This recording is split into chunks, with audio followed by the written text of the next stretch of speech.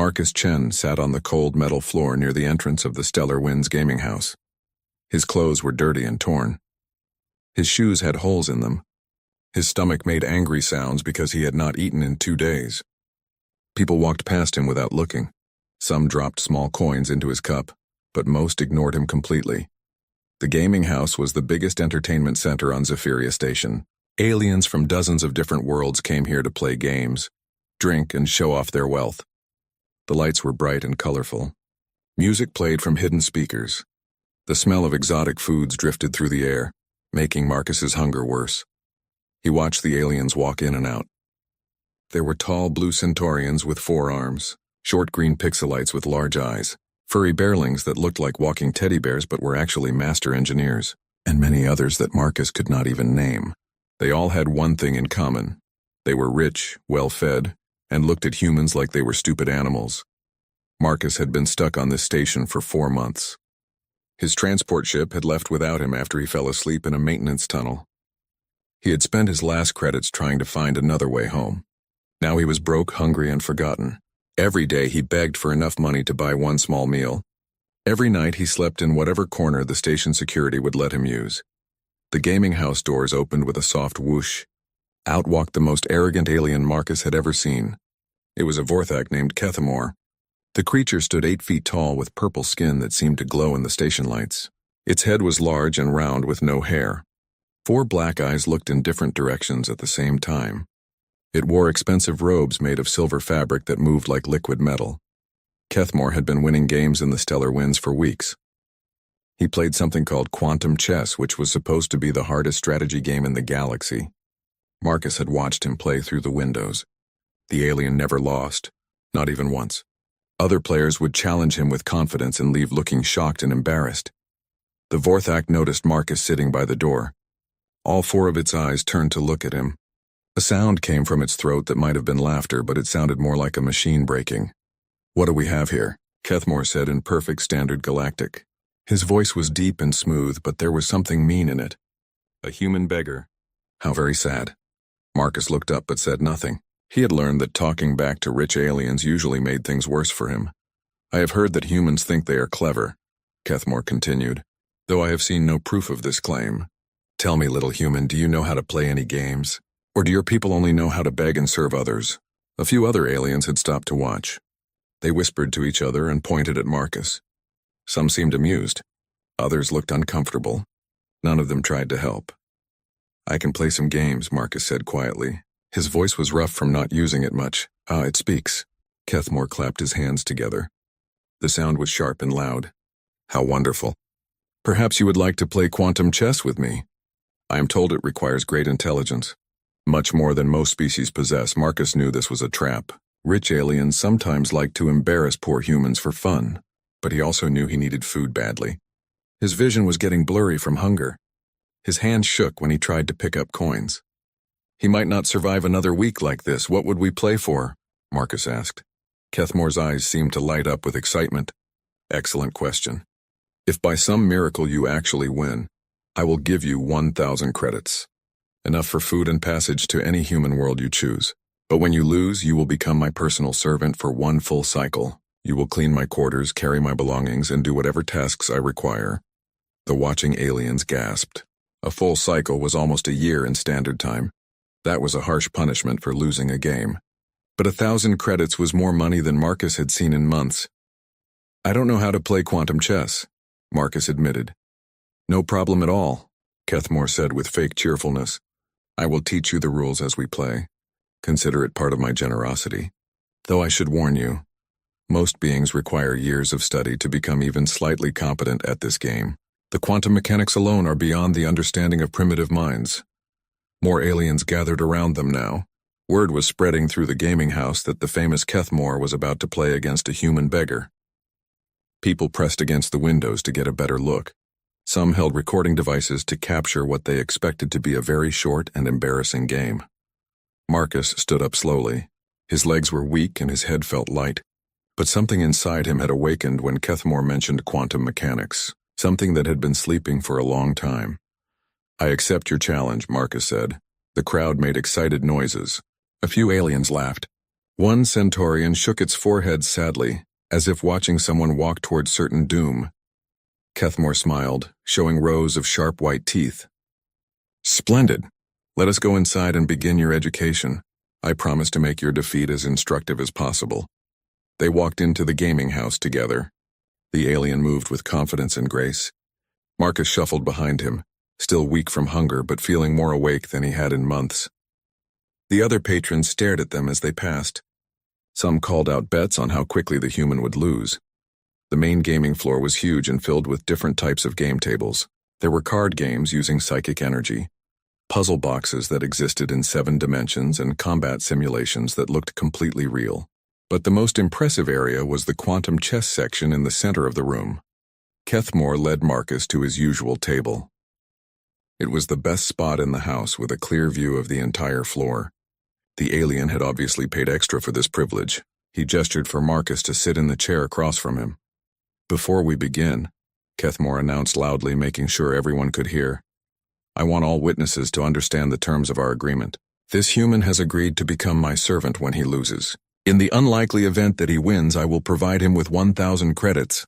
The crowd murmured with excitement. This was better entertainment than most of the paid shows on the station. Kethmore touched a control panel on the table. The air above the playing surface shimmered and changed. Slowly, a complex holographic game board appeared. It had multiple levels that seemed to exist in different dimensions. Pieces moved and shifted even when no one was controlling them. The whole thing hurt to look at for too long. This is quantum chess, Kethmore explained, his voice now taking on the tone of a teacher talking to a very slow student. The pieces exist in multiple probability states until observed. The board itself changes based on the choices made by both players. Victory requires understanding not just strategy, but advanced mathematics, quantum theory, and dimensional physics. Marcus stared at the board. The patterns were familiar somehow.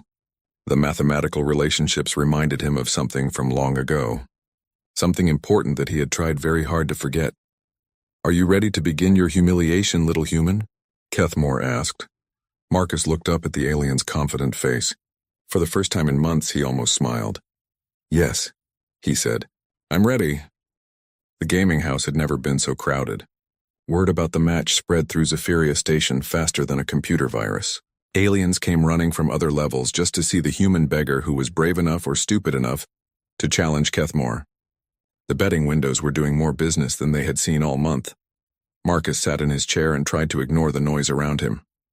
Hundreds of aliens pressed close to the table, talking in dozens of different languages. Some laughed at him. Others took pictures. A few made sad sounds like they were watching someone about to die. Quite a crowd you have drawn, Kethmore said, clearly enjoying the attention. I hope you are ready for them to witness your defeat. It will be discussed across the galaxy for years to come. A tall Centaurian official approached their table. She had blue skin and wore the uniform of a gaming house referee. Her forearms moved in practiced patterns as she set up recording equipment and verified the betting pools. Gentlemen, she said in a formal voice, I am required to confirm the terms of this match for the official record. Kethmore of House Veltar, you agree to pay 1,000 standard credits if you lose this game? I do, Kethmore replied with confidence. And Marcus Chen of Earth, you agree to serve as personal attendant to Kethmore for 1 full cycle if you lose? Marcus nodded. I agree. The referee made notes on her datapad. The game will be standard quantum chess with full dimensional rules. No outside assistance is permitted. No time limits will be enforced. The match ends when one player achieves quantum checkmate or surrenders. Are both players ready? More than ready, Kethmore said. He cracked his knuckles, which made a sound like breaking glass. Marcus said nothing. He was studying the holographic board that floated between them. The pieces were beautiful and strange. Each one existed in several places at once until someone looked directly at it. Then it would collapse into a single position before spreading out again. The board itself had 7 levels, each one representing a different dimensional plane. Since you are unfamiliar with the game, Kethmore said in a loud voice so everyone could hear, allow me to explain the basic rules. Each piece can exist in multiple quantum states. When you move a piece, you are actually moving probability clouds. The board responds to these changes by shifting its own dimensional structure. He gestured at the floating pieces. The quantum pawns can move forward in any dimension. but only attack diagonally across probability states. The dimensional rooks move in straight lines through collapsed space. The bishops control quantum uncertainty along diagonal paths. The knights move in L-shaped jumps through folded dimensions. Marcus nodded like he was trying to understand. Inside his head, though, the mathematics were already becoming clear. Each piece represented a different type of quantum function. The board was basically a three-dimensional probability matrix with seven-dimensional extensions. It was complex but not impossible to understand. The queens are the most powerful pieces, Kethmore continued. They can move in any direction through any dimensional state. And the kings, of course, must be protected at all costs. But here is the interesting part. Checkmate in quantum chess means trapping the enemy king in all possible quantum states simultaneously. The crowd listened carefully. Most of them had never seen quantum chess explained so clearly. Kethmore was obviously showing off his knowledge. "Do you have any questions before we begin?" the alien asked. "Just one," Marcus said quietly. "When a piece exists in multiple states, how do you determine which state becomes real when you attack?" Kethmore's eyes brightened with surprise. It was actually a very good question. The quantum wave function collapses based on the observer effect, combined with the probability mathematics of the attacking piece. The strongest probability becomes reality. Marcus nodded again. That made perfect sense from a physics standpoint. The game was basically quantum mechanics with rules attached. "I think I understand," Marcus said. Several aliens in the crowd laughed. A pixelite near the front called out, "No one understands quantum chess after 5 minutes of explanation. This human is delusional." Kethmore raised his hand for silence. "We shall see what he understands when the game begins. I will even give him the advantage of making the first move." The referee activated the official recording systems. "Let the match begin," she announced. Marcus looked at the board for a long moment. The quantum pawns flickered in and out of existence in front of his pieces. Each one represented dozens of possible moves. Most beginners found this overwhelming and confusing, but to Marcus it looked like a beautiful mathematical equation waiting to be solved. He reached out and touched one of his quantum pawns. The piece felt warm and seemed to vibrate slightly. As his finger made contact, several possible moves appeared as glowing lines on the board. He chose a simple opening move, advancing the pawn 2 spaces forward. The crowd was quiet now. Everyone wanted to see how quickly Kethmore would destroy this foolish human. The alien made his responding move without even thinking. He advanced his own pawn and smiled confidently. A classic opening. Very predictable. Marcus made his second move, bringing out one of his dimensional knights. The piece jumped through folded space and appeared on a square that seemed to exist in 3 different dimensions at once. Kethmore paused. The knight's position was actually quite good. It controlled several important quantum pathways and threatened multiple pieces simultaneously. Maybe the human had just been lucky. The alien made his next move more carefully. He brought out one of his bishops to control a diagonal probability line. Marcus responded by moving his queen to a position that most observers thought looked random. But Kethmore stared at the board for almost a minute before making his next move. The queen's position was mathematically elegant. It created quantum interference patterns that limited several of his own pieces. The game continued. With each move, Marcus seemed to understand the board better. His pieces worked together in ways that created complex probability webs. Kethmore found himself having to think longer before each decision. The crowd began to whisper. This was not what they had expected to see. The human was not being crushed immediately. In fact, he seemed to be keeping up with the famous Kethmore. Interesting strategy. 5 hours had passed since the game began. The crowd around the table had grown so large that station security had to set up barriers to keep people from pressing too close. Aliens who had come to watch a quick humiliation now found themselves witnessing something they had never seen before. Kethmore was losing, not quickly or obviously, but anyone who understood quantum chess could see the truth. The human beggar was slowly but steadily gaining control of the board. His pieces worked together like parts of a perfect machine. Every move seemed to create new possibilities while limiting his opponent's options. The alien's purple skin had turned darker with stress. Sweat dripped from his large head onto the table. His 4 eyes moved constantly, searching for solutions that seemed to disappear the moment he found them. For the first time in his long career, Kethmore was truly struggling. Marcus, on the other hand, looked better than he had in months. The hunger and weakness that had plagued him were gone.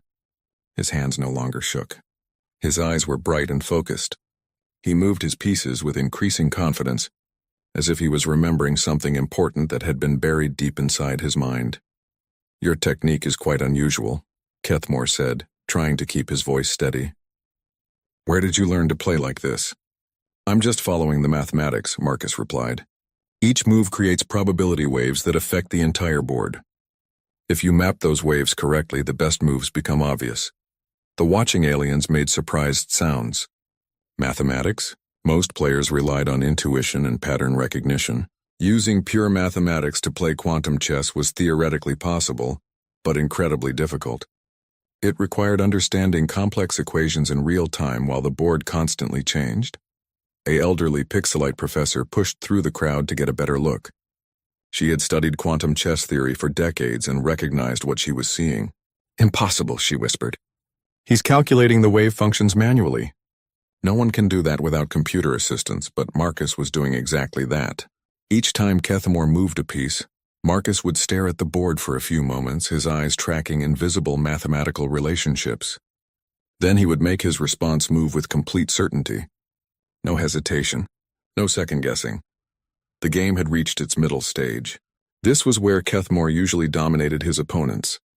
The dimensional complexity became overwhelming for most players, and they started making mistakes that he could exploit. But Marcus seemed to thrive on the increased complexity. His moves became even more precise and creative. "Check," Marcus said quietly. The word sent shock waves through the crowd. Kethmore's king was trapped in a quantum state that threatened checkmate across 3 different dimensional planes. The alien stared at the board in disbelief. He had not seen the attack coming at all. Clever, Kethmore admitted grudgingly, but not insurmountable. The alien spent 20 minutes studying his options before finding a way to escape the check. But his solution required sacrificing his dimensional rook, one of his most powerful pieces. The crowd murmured with excitement. Many had never seen Kethmore lose a major piece before. Marcus captured the rook without hesitation. As the piece dissolved into quantum static, he immediately launched a new attack on the opposite side of the board. His remaining pieces flowed across the dimensional planes like water, finding the fastest path downhill. "How is he doing this?" a Centaurian engineer whispered to his companion. "I've been playing quantum chess for 50 years and I can barely follow his strategy." "Look at his eyes," replied a barreling mathematician. "He's not guessing. He's calculating. Every single probability, every quantum interaction. It's like watching a living computer." Kethmore was beginning to panic. This was not supposed to happen. Vorthak were the supreme intellects of the galaxy. They had created quantum chess specifically because no other species could master it. Yet this ragged human was outplaying him using pure mathematical analysis. The alien tried to regain control by launching a desperate attack on Marcus's queen. But the human had anticipated this move 3 turns earlier. His queen danced away from danger while his other pieces closed in around Kethmore's king like a slowly tightening net. "Check again," Marcus announced. This time the attack was even more sophisticated. Kethmore's king was threatened simultaneously in 4 different quantum states. The alien's hands trembled as he searched for an escape route. The mathematics required to solve this position were staggering. Even with his enhanced Vorthak brain, he needed almost an hour to find a defensive move. The crowd had grown quiet. Everyone could sense that something historic was happening. The greatest quantum chess player in known space was being systematically destroyed by a human who claimed to have learned the rules only hours earlier.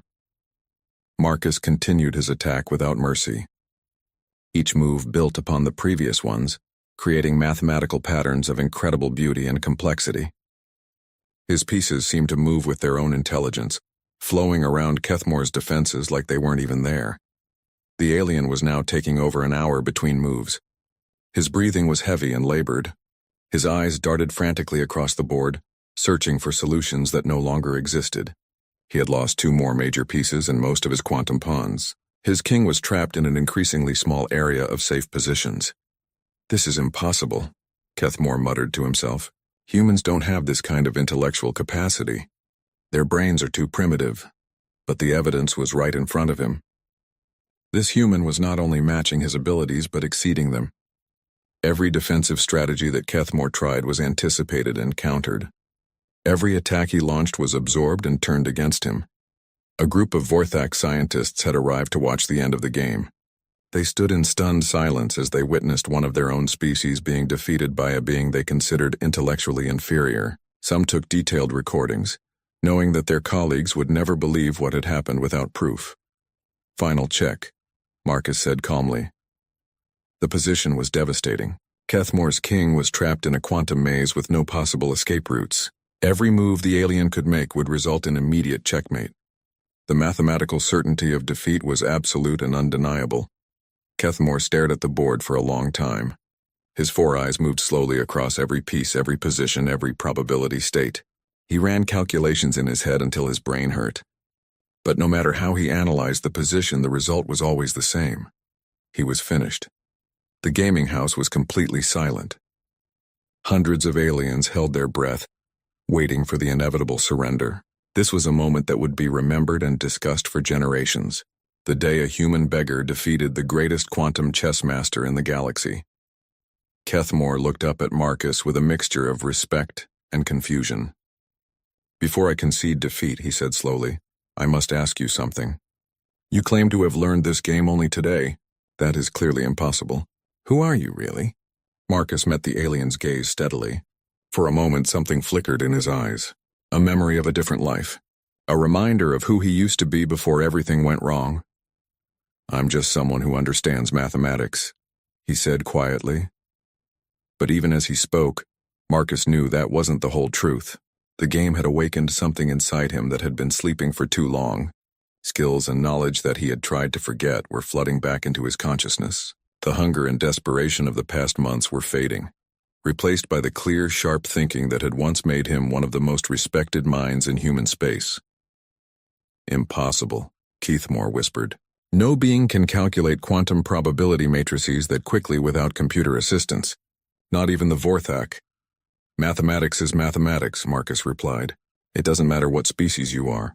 The equations work the same way for everyone." The alien shook his head in bewilderment. Everything he had been taught about human intellectual capacity was wrong. This beggar sitting across from him had just demonstrated mathematical abilities that surpassed his own. It challenged everything the Vorthak believed about their place in the galaxy. "I concede the game," Kethmore said formally. "You have achieved quantum checkmate." The crowd erupted in shocked cheers and amazed chatter. Aliens who had bet against the humans suddenly realized they had lost small fortunes. Others who had supported him out of pity found themselves much richer. But most were simply stunned by what they had witnessed. Marcus leaned back in his chair and closed his eyes. The game was over, but something much more important had begun.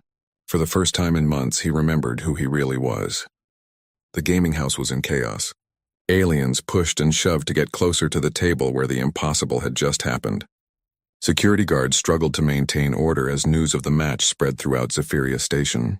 The betting computers had crashed from too many people trying to collect their winnings at once. Marcus sat quietly in his chair, ignoring the noise around him. The game was over, but his mind was still racing with calculations and possibilities. For the first time in months, he felt truly awake. The fog of depression and self-doubt that had clouded his thoughts was lifting, replaced by the sharp clarity he remembered from his previous life. Kethmore remained seated across from him, staring at the now empty holographic board space.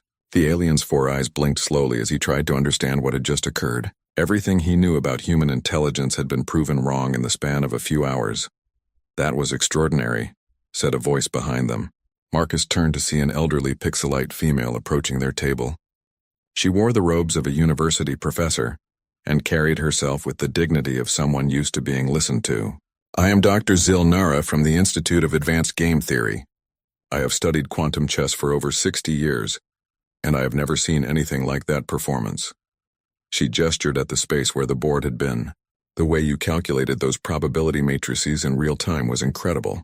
Most players need computer assistance to handle even basic quantum interactions. You were doing advanced wave function analysis faster than our best artificial intelligences."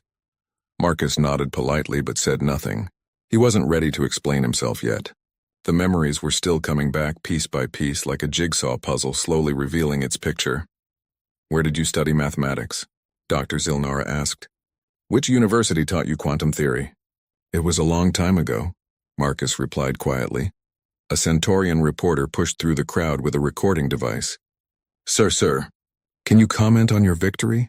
How does it feel to defeat the great Kethmore? What message does this send to humans throughout the galaxy? Marcus stood up from his chair. He was taller than most people had noticed while he was sitting down. Despite his ragged clothes and thin frame, there was something dignified about the way he carried himself now. Something that commanded respect. I need some air, he said simply and walked toward the exit. But the crowd wouldn't let him leave easily. Aliens pressed close, asking questions, taking pictures, and demanding explanations. Some wanted to challenge him to games. Others offered him jobs or sponsorship deals. A few just wanted to touch him, as if his mathematical abilities might be contagious. Kethmore watched the chaos with growing amazement. This human had gone from ignored beggar to galactic celebrity in the space of one afternoon. But there was still something mysterious about him, something that didn't add up. The alien stood and followed Marcus toward the exit. Wait, he called out. You haven't collected your winnings yet. Marcus stopped and turned around. The money. I had almost forgotten. Kethmore pulled out a credit chip worth exactly 1,000 standard credits. It was more money than Marcus had seen in years. A bargain is a bargain, the alien said formally. You won fairly even if I don't understand how. Marcus took the chip but didn't look at it. Thank you. Before you go, Kethmore said, I must know. That wasn't beginner's luck. That wasn't even advanced skill. What you did in there required mathematical training that takes decades to develop. No one learns to calculate quantum probability matrices by watching through a window. For a moment, Marcus said nothing. Then slowly, he began to speak. My name is Dr. Marcus Chen. I used to be a professor of theoretical physics at Luna University. I specialized in quantum computing and multidimensional mathematics. I published over 200 papers on quantum mechanics and probability theory. I was considered one of the leading experts in my field. The crowd around them grew quiet. Dr. Zilnara gasped. Marcus Chen? The Marcus Chen? You wrote the foundational equations for quantum probability mapping. Your work has required reading in advanced mathematics programs across the galaxy. Marcus nodded sadly. That was before the accident. What accident? Someone in the crowd asked. Marcus closed his eyes, remembering. 3 years ago, I was working on a project to create the first truly quantum computer. Something that could exist in multiple calculation states simultaneously. The mathematics were incredibly complex. One small error in the probability equations could cause catastrophic quantum cascade failures. His voice became quieter. I made that error. The computer exploded during testing, destroying the entire laboratory. Worse, the quantum cascade spread beyond the lab. It affected a nearby residential area. 57 people were hospitalized with quantum radiation poisoning. 6 of them died. The crowd was completely silent now. Even the background noise of the gaming house seemed to fade away. It was my fault, Marcus continued. My equations, my error, my responsibility. I resigned from the university immediately. I couldn't face teaching anymore, knowing that my mistakes could kill people. I left Luna and started wandering the galaxy, trying to forget what I had done. The drinking started first, then the gambling. Eventually I lost everything and ended up here begging for food. Dr. Zilnara stepped forward. But Dr. Chen, your work has helped millions of people. Quantum computers based on your theories are used in hospitals across human space. Your equations have saved far more lives than were lost in that accident. Tell that to the families of the 6 people who died, Marcus replied bitterly. Kethmore was staring at him with new understanding. So that's how you calculated the wave function so quickly. You weren't learning quantum chess. You were applying knowledge you already had. The game is based on the same mathematical principles as quantum computing. More or less, Marcus agreed. Once I realized that the pieces were basically quantum function representations, and the board was a probability matrix, the rest became straightforward mathematics. I've been working with these equations for most of my adult life. A young Bearling engineer pushed forward. Dr. Chen, I used your textbook to design the quantum navigation systems on my ship. Your work is brilliant. Your probability mapping saved my daughter's life, added a Centaurian doctor. The quantum medical scanners couldn't work without your equations. More aliens began speaking up, sharing stories of how Marcus's mathematical work had helped them or their families. The man who had been ignored as a worthless beggar just hours before was hearing testimonials about how his Life's work had made the galaxy a better place. Marcus listened to their stories with growing amazement. He had spent 3 years believing that his greatest achievement was also his greatest failure. But these people were telling him about all the good his work had accomplished. All the lives it had saved and improved. "I don't understand," he said slowly. "After the accident, everyone called me a failure. The media blamed me for the deaths. My colleagues avoided me. I thought my career was over." Dr. Zilnara shook her head sadly. "That's because the media only reported the accident, not the aftermath. Dr. Chen, your work didn't end when you left Luna University. Other scientists continued your research. They fixed the error in your equations and perfected the quantum computer design. The technology you created is now used throughout human space and beyond." She pulled out a datapad and showed him a list of recent scientific papers. "Look at this. Quantum medical scanners, faster-than-light communication arrays, advanced probability calculators, zero-point energy generators, all of them based on your original work. All of them helping people every day." Marcus stared at the list with tears in his eyes. He had never imagined that his work had continued after he left. He had assumed that the accident had destroyed everything he had tried to accomplish. "The deaths were a tragedy," Dr. Zilnara continued gently, "but they weren't the end of your story. They were the beginning of something much bigger. Your equations have literally changed the galaxy." For the first time in 3 years, Marcus felt something other than guilt and self-hatred. He felt hope. Kethmore stepped forward. "Dr. Chen, I owe you an apology. I challenged you tonight because I thought humans were intellectually inferior to my people. You have proven me completely wrong. Your mathematical abilities exceed anything I have ever encountered." The alien paused, looking uncomfortable. "I also want to offer you something beyond our original agreement. I have contacts throughout the galaxy's academic community. If you're ready to return to scientific work, I can help you find a position worthy of your abilities." Marcus looked around at the crowd of aliens who were no longer seeing him as a worthless beggar. They were looking at him with respect, admiration, and hope. For the first time in years, he began to believe that maybe his life wasn't over after all. Maybe it was just beginning again. 2 weeks had passed since the game that changed everything. Marcus stood in the communications center of Zephyria Station, holding a datapad that contained the most important message he had written in 3 years. His hands were steady now. His eyes were clear. The ragged clothes had been replaced with simple but clean garments that Kethmore had insisted on buying for him. The message was addressed to Dr. Sarah Williams, his former research partner at Luna University.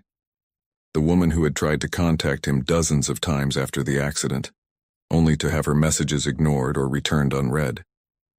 The colleague who had never stopped believing in his work, even when he had stopped believing in himself.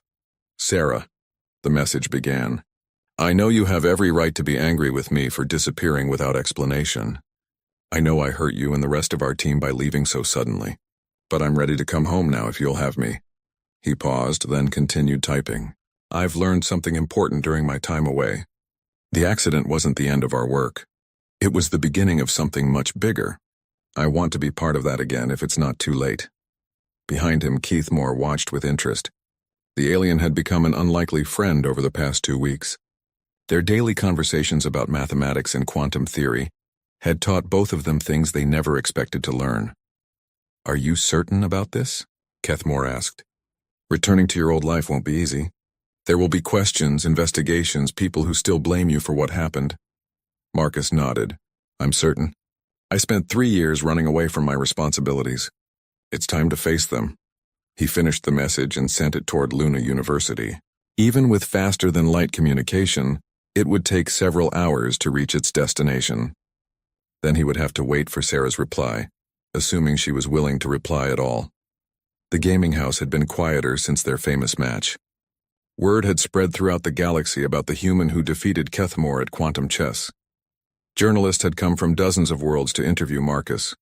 Scientists wanted to discuss his mathematical theories. Game enthusiasts challenged him to matches that he won with increasing ease. But the most important change was in how other humans were being treated throughout the station. Before the game, humans had been largely ignored or looked down upon by the other species. Now aliens approached them with curiosity and respect. The victory had changed perceptions about human intelligence across multiple worlds. Dr. Zilnara approached them with a data pad in her hands. Dr. Chen, I have wonderful news. The Institute of Advanced Game Theory has formally invited you to become a visiting professor. The salary is excellent, and you would have access to the most advanced quantum computers in this sector of the galaxy. Marcus smiled gratefully. Thank you, Dr. Zilnara. That's very generous, but I think I need to return to Luna first. There are things I need to resolve before I can move forward. She nodded with understanding. Of course, the offer will remain open whenever you're ready. A soft chime indicated that Marcus had received a message. His heart raced as he opened it, hoping it was from Sarah. Instead, it was from an unexpected source, Captain Rodriguez of the merchant vessel Stellar Wanderer. Dr. Chen, the message read, I heard about your situation on Zephyria Station. I'm currently docked here for repairs and would be honored to offer you free passage to Luna. Your work helped design the quantum navigation system on my ship. It's the least I can do to repay that debt. Marcus felt a surge of gratitude. The kindness of strangers never ceased to amaze him. That's very generous, he told Kethmore. But I should probably take commercial transport. I don't want to impose on anyone. Nonsense, the alien replied. Accept the captain's offer. It's not charity, it's respect. Throughout this station, beings whose lives were improved by your work are offering to help you. Let them. As if to prove his point, another message arrived. This time it was from the station administrator, offering Marcus free accommodation until his departure. Then came messages from local restaurants offering free meals, clothing stores offering new garments, and even the quantum computer repair shop offering to fix his old personal data pad. I don't understand this, Marcus said, overwhelmed by the outpouring of support. I'm just one person. I made one mistake that killed 6 people. How can everyone be so forgiving? Kethmore placed a gentle hand on his shoulder. Because your mistake was followed by decades of brilliant work that saved thousands of lives. Because you punished yourself far more harshly than anyone else would have. And because everyone makes mistakes. It's what we learn from them that defines us. Another chime announced the arrival of the message Marcus had been waiting for. This one was from Sarah Williams at Luna University. Marcus, it read, I can't believe you're finally reaching out. I've been hoping for this message for 3 years. Of course we want you back. The team has never been the same without you. We've continued your quantum computing research and made some exciting breakthroughs. But we need your expertise to take it to the next level. Marcus felt tears forming in his eyes as he continued reading. The accident was not your fault alone. We all contributed to those equations. We all shared the responsibility. But more importantly, we've all shared in the incredible success that followed. Dr. Chen, your work has revolutionized quantum technology throughout human space. You need to come home and see what you've accomplished. The message included dozens of research papers, medical reports, and engineering specifications, all showing how Marcus's original equations had been developed and improved. The quantum computers now in use were safer, more efficient, and more powerful than anything he had originally imagined. His work had truly changed the galaxy. She wants me to come back, Marcus said quietly. Of course she does, Kethmore replied. You're one of the greatest mathematical minds in the galaxy. Why wouldn't she want you back? That evening, Marcus stood at the observation deck of Zephyria Station, looking out at the stars. Tomorrow he would board Captain Rodriguez's ship and begin the journey back to Luna, back to his old life, but as a different person than the one who had left. Kethmore joined him at the railing. I have a confession to make, the alien said. When I challenged you to that game, I didn't expect to learn anything. I thought I would simply humiliate another inferior species and move on with my life. He paused, looking out at the stars. Instead, you taught me something valuable. Intelligence isn't about which species you belong to, or what advantages you were born with. It's about how you use your mind to solve problems and help others. You've shown me that humans deserve far more respect than my people have given them. Marcus nodded. We all have things to learn about each other. That's what makes the galaxy interesting. I've been thinking about our conversation regarding quantum probability matrices. Kethmore continued. There are several applications of your theories that might interest the Vorthak scientific community. Would you be willing to collaborate on some research papers? A partnership between human and Vorthak mathematicians could produce fascinating results. I'd be honored, Marcus replied. Once I get settled back on Luna, I'll contact you about setting up a research exchange program. They stood in comfortable silence for a while, watching the ships come and go from the station's docking bays. Then Marcus spoke again. Kethmore, can I ask you something? Why did you help me after the game? You could have just paid the bet and walked away. Instead, you've become my friend and advocate. Why? The alien was quiet for a long moment. Because I realized something during our match. When you were calculating those quantum equations, you weren't trying to defeat me personally. You were solving mathematical problems because you loved the mathematics itself. That's the mark of a true scientist, someone who pursues knowledge for its own sake, not for personal glory. He turned to face Marcus directly. I spent years winning games and collecting prizes, but I